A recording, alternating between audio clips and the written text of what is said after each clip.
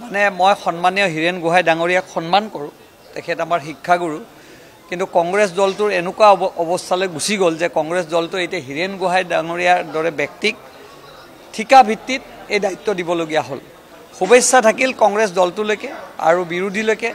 তেখেতসকলৰ কেতিয়াবা তেওঁলোকে যোৱা ইলেকশ্যনত দেখিছোঁ তেওঁলোকে এলায়েন্স কৰিছে, আকৌ ইলেকশ্যনৰ দিনাখনে ভাঙিছে। এইবিলাক টুটু মেমে তেওঁলোকৰ চলি থাকে আৰু তেওঁলোকে ক্ষমতাৰ কাৰণে বিলাসী হোটেলত বহি তেওঁলোকে এই ধৰণৰ ব্যৱস্থাত তেওঁলোক থাকে। আৰু ভাৰতীয় জনতা পাৰ্টীৰ চৰকাৰখনে গাঁৱৰ শেষৰজন ব্যক্তিক সহায় কৰাৰ কাৰণে, উন্নতি কৰাৰ কাৰণে ডক্টৰ হিমন্ত বিশ্ব শৰ্মা ডাঙৰীয়াৰ নেতৃত্বত আকৌ ভাৰতীয় জনতা পাৰ্টীৰ চৰকাৰ হ'ব, তাত কোনো দ্বিমত নাই। আৰু তেখেতসকলে এনেকুৱা হোটেলত বহি, কফি মেজমেলত বহি তেওঁলোকে লাহ বিলাসত তেওঁলোকে কটাই থাকক। আমাৰ ফালৰ পৰা তেখেতসকললৈ শুভেচ্ছা থাকিল। চাওক, মই আগতেও কৈছোঁ যে কংগ্ৰেছ দলটো ইতিহাস আছিল।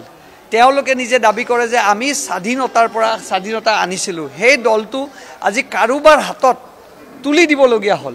ইয়াতকৈ দুখজনক আৰু ইয়াতকৈ ভৱিষ্যত কংগ্ৰেছ দলটোৰ কি অৱস্থা আৰু আপোনালোকে যেতিয়াই তেওঁলোকে এলায়েন্সৰ কথা কৈছে, তাৰমানে তেওঁলোকৰ হাতত দুৰ্বলতাই দেখা দিছে। আৰু এলায়েন্স ইলেকশ্যনৰ সময়ত আহে, ইলেকশ্যন পাৰ হ'লে এলায়েন্সটো ক'ৰবাত গুচি যায়। ফুটবল দলীয় দি তেওঁলোকে লগত থকা দলবিলাকক দলিয়াই পেলায়। আৰু সেইবিলাক আমি কোৱা নাই, অখিল গগৈ ডাঙৰীয়া, কোনোবা ৰাজ্যসভাৰ সাংসদ যাৰ এজনো বিধায়ক নাই, তেওঁলোকক এইবিলাক কথা কৰি আছে। এতিয়া উপায় নাপায় এলায়েন্স কৰাৰ দৰে ব্যৱস্থাত পৰিগণিত হৈছে কংগ্ৰেছ দলটো।